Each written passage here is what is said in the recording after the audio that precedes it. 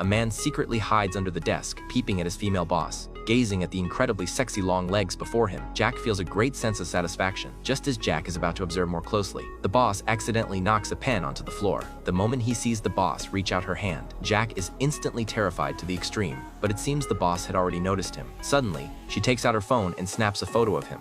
いい写真が撮れました。上司に痴漢行為を行おうという社員の間抜けな顔が。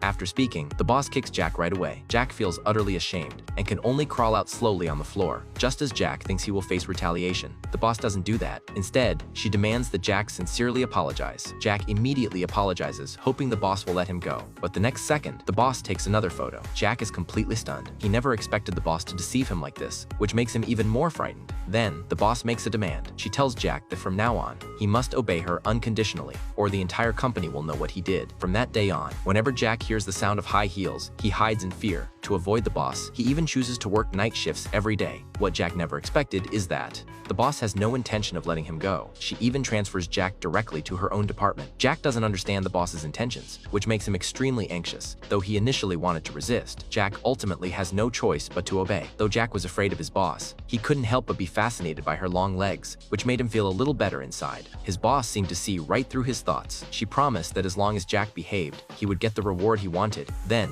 she slowly moved closer to Jack, making his heart race with both excitement and nervousness. But as he looked at his boss before him, Jack still felt fear. In the end, unable to steady himself, Jack stumbled and fell onto the sofa. But his boss took the opportunity to lean in closer, declaring that she would never let him go for the rest of his life.